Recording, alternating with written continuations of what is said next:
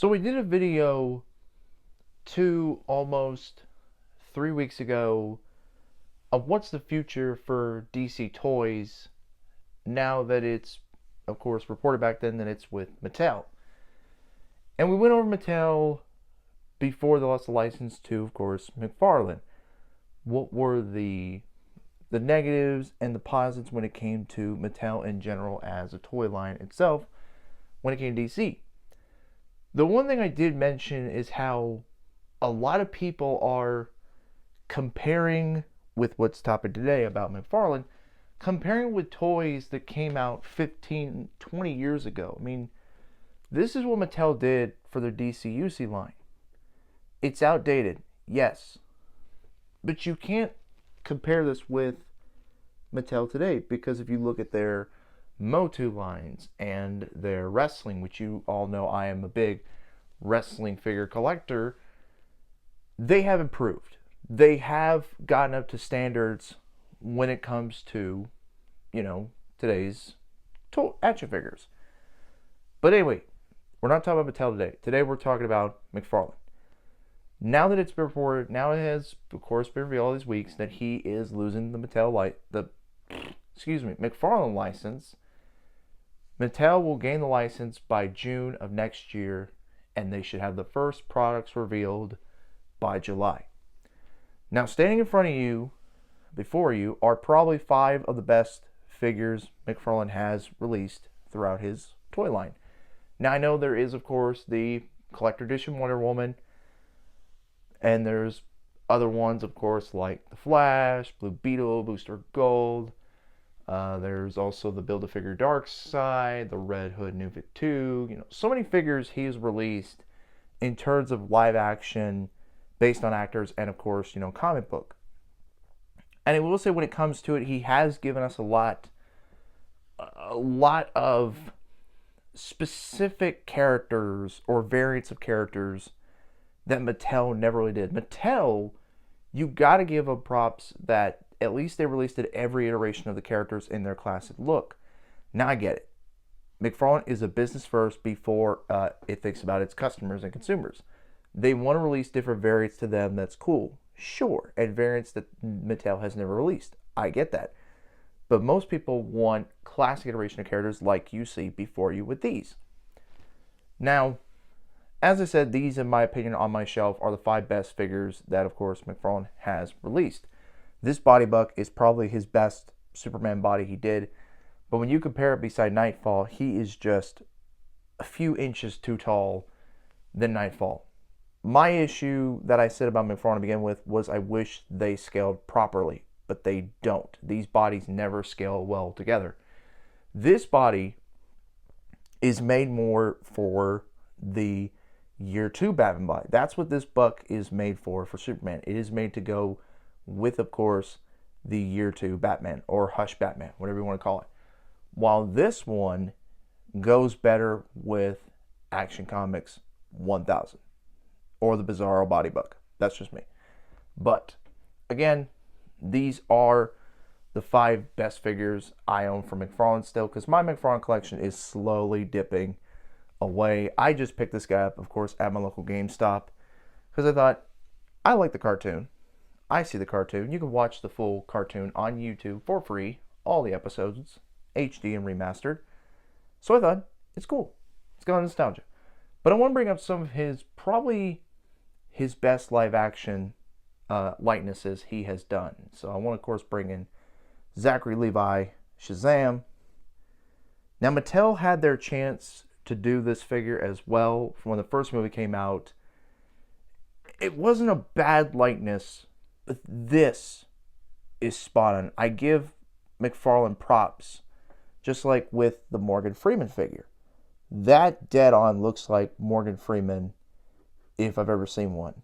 Not exactly with the Hot Toys quality like, but it's so close. And then we take a look at a figure whose face is almost completely covered, but you can see the likeness in it. George Clooney Batman. And there goes Morgan Freeman. He's got weak ankles. I don't know what's wrong with him, but you get the point. These 3 are probably some of the best likeness to actors that Tom Mcfarlane has done. And when we look at Mattel's likenesses, I think the issue was they did not get a lot of likeness rights to actors, so they try to do like, I guess you call it like caricature versions of them to get around it. But still, McFarlane, as we know, when it comes to actor likenesses, he does in some areas nail it, but there are a lot of times where he misses it by a hair. So that's just my opinions. But again, McFarlane as a whole, what he's got over Mattel, I've seen many people bring up these points. Of course, he's got the sculpt work. He's got the painting. Sure, he has those two things. And he has the same, all the figures usually have the same basic format of articulation when it comes to it. The main issue a lot of people have with McFarlane that I have seen is scaling. No figure scales with each other. None of them do. None of them scale with one another. And that's mainly the one glaring issue people have with McFarlane as a toy company, is because he's never consistent with his scales. That's why a lot of people like Mattel, because Mattel, at least, yes, they reuse the same body.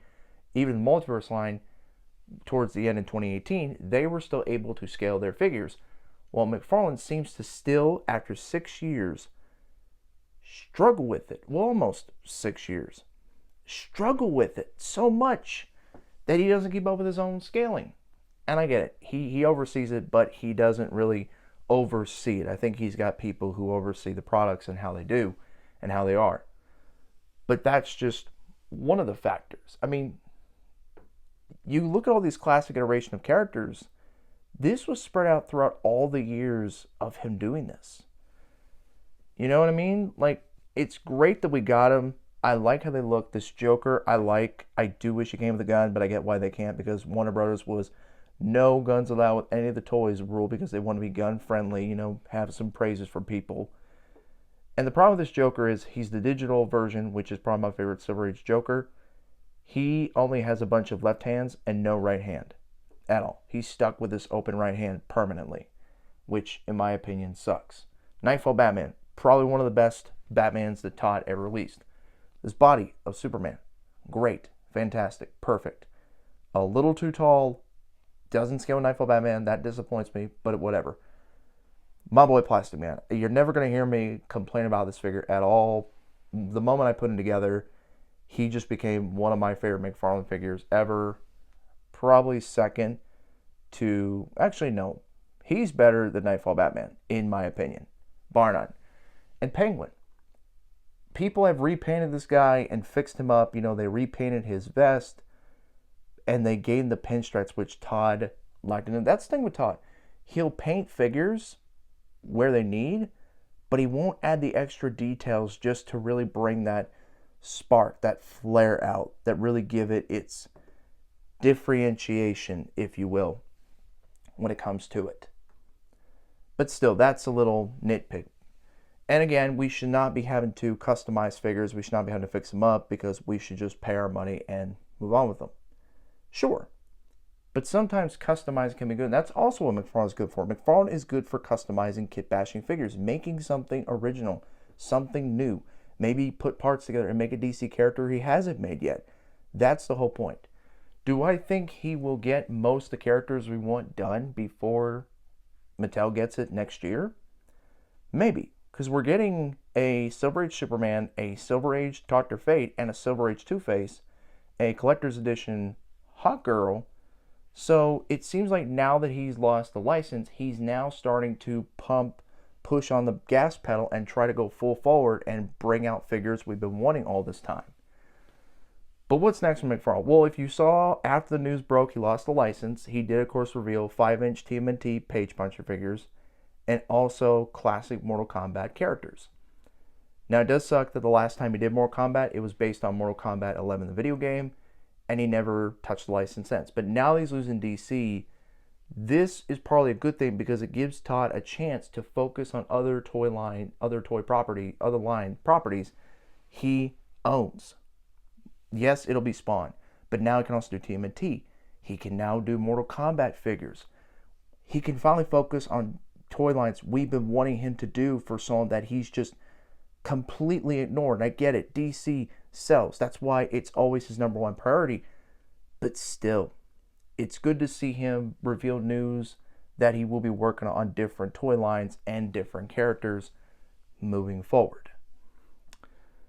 But as my closing thought and statement to Mcfarlane, I'd say for Mcfarlane collectors, for ones who are just Mcfarlane only, you're going to be okay. Yes, it sucks the DC license is ending for y'all, but it's okay. You don't have to collect Mattel's DC line when it comes out. You don't. You have a choice. And Todd is now moving on to different toy lines that y'all can collect if you want to still collect Mcfarlane product. If you want to keep doing DC and you want to collect that stuff, wait and see what Mattel does. Mattel, as I said, we looked at their Motu. We looked at their wrestling. They have grown in designing and doing their toy products. They have. It's just a matter of waiting and seeing. So my advice, don't compare these figures to 15-year-old Mattel. Don't. Because times have changed. Companies have grown in a good way. So, I want to know, what's your opinion? Do you agree with my assessment? Do you disagree with my assessment? Let me know down below. As always, everyone, take care. Plastic Man, the one, the original Elastic Man, always in great shape for the shape he's in, the fantastic Plastic Man.